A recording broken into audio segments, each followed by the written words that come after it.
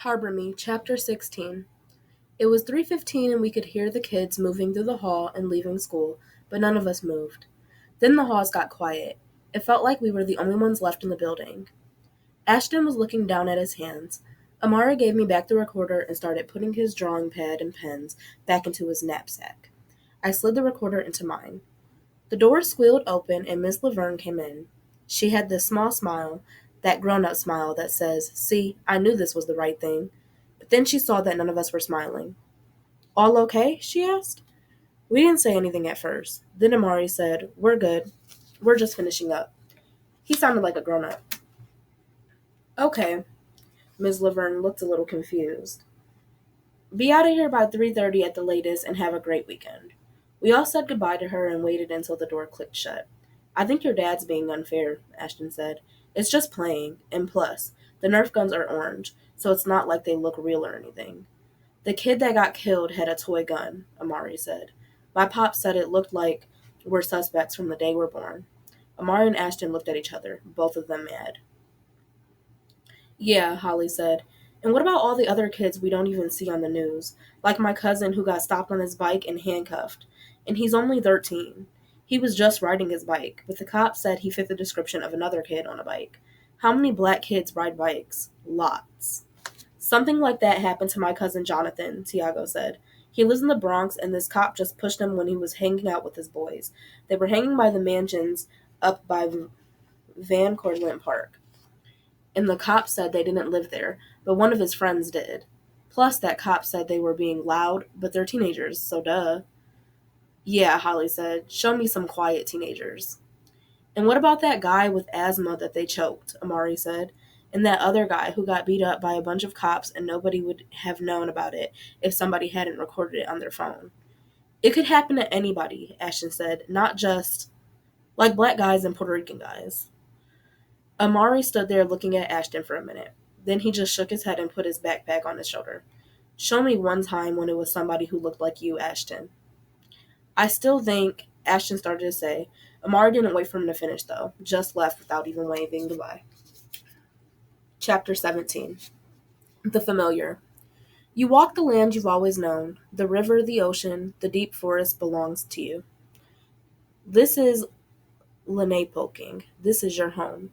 You know the print of every animal moving through the dirt. Deer, raccoon, rabbit, bear. You know the scent of pine and the many ways root bark can heal. Then one day, there's a ship on the water, and then another, and another. You learn quickly that the men on board aren't kind. Behind you, children play a game involving small stones. Behind you, your mother and your grandmother scrape an animal hide and clean, then hang it to dry in the sun. A baby sleeps shaded inside his cradle board, hanging from a tree. You watch, listen to the stories the women tell each other, the way their gossip lifts into the wind and moves through this land that's your land. Then men come closer and raise their guns. For a long time, these people's stories will bury yours. Would you harbor me? Who would you have harbored? Ms. Laverne asked us. I thought of this as Amari left the classroom with his knapsack on his shoulder and Ashton looked down at his hands. Chapter 18. That afternoon, Holly's mom, Kira, picked us up from school. She was talking on her phone as we climbed into the car, her braids hanging down over the back of her seat. "Did you get—" Holly started asking, and her mom held up my sleepover bag, then put her fingers to her lips. So many times I'd stared at Kira, wondering if my own mom had looked like her. The one picture I had of her showed my mom and dad walking away from someone's car. My mother in a long white coat and hat, and my father in a t-shirt and jeans.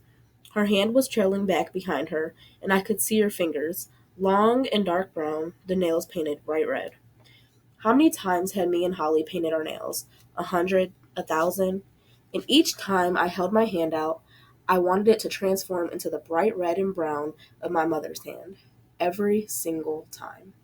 But I never could.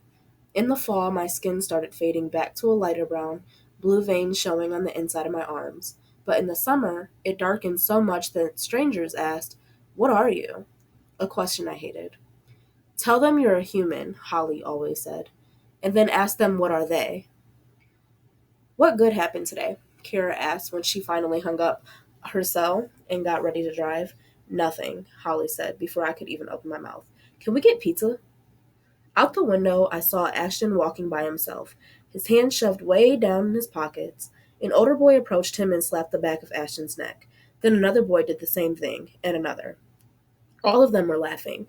I watched Ashton sink further down into himself, his eyebrows furrowing as he tried to swat the hands away.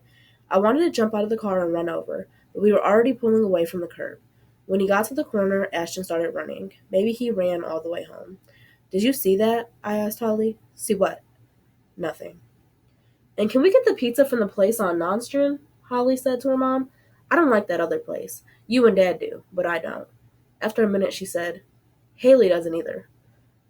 I'm good either way, I said, still looking out the window. It's called necking. In the olden days, necking meant kissing, but not anymore. Now it meant running up to someone and slapping their neck, hard. How did the same word that described two people in love become a word that describes something so mean? Now I remembered some mornings when Ashton came into class, his neck so red it looked like sunburn. And I get to choose the movie, Holly was saying. Something good this time. No R ratings, her mother said. And no trying to sneak in an R rating after I'm asleep. The familiar. You plan what movie you're going to watch. You pull your collar up to hide the pain showing on your neck. You sit staring out a window, remembering your poppy. You pack your Nerf guns away, maybe forever. You walk into the unfamiliar. We drove by brownstones and apartment buildings. Signs in the corner bodega window said, We accept EBT and ATM inside. The familiar. There weren't a lot of white kids at our school. There were some little ones in kindergarten, in first and second grade, but not in fifth and sixth. Ashton was the only white kid in our room, unless you counted half of me. I'm cooking tonight, Kira said, and we need to get to work on Haley's hair. I looked up in time to see Holly roll her eyes. Her hair looks fine to me, Ma. But we both knew she was lying just so we could get to the movie part of the night faster. The one thing my uncle never mastered was my hair. Even though the red came from my father, the curls and kink came from my mom. My uncle had watched videos about kinky hair and bought products that were supposed to make it easy to comb through. He'd learned that a fine-tooth comb was never going to make its way through my hair, and that a wide-tooth one really only worked when my hair was wet. When I was 5, he had a black girlfriend for about 3 months, and I swear they broke up because she couldn't help him with my hair. Looking back on that, I remember the woman had a nearly shaved head, which should have been a sign to him that her hair wasn't her specialty. Then one day, after me and Holly had become friends, Kara walked over to my uncle in the schoolyard. I can help you with your daughter's hair, she said. Holly was standing beside her hair neatly braided into cornrows. That's her uncle, Ma, Holly said, not her dad. And that was the beginning of me spending most Friday nights at Holly's house. Sometimes my uncle went out on dates those nights. When I was little, I was so afraid he'd fall in love with someone and leave me. Or worse, move them in and they'd try to become my mother. But that never happened. And now I don't feel that way. Some days, seeing the loneliness in my uncle's face, hearing him play his sad love songs on the guitar, watching the way he looked at other couples on the street, I wanted him to fall in love. I wanted him to find a happy ending. You okay? Kara asked me through the rearview mirror. She looked worried. I'm good.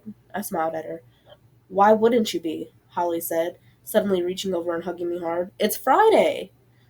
Yes, we said together, like we've done so many Fridays before. I got a new nail polish for us to try, Holly said. It's called Royal Ruby. Cool, I said. Maybe that would be the one.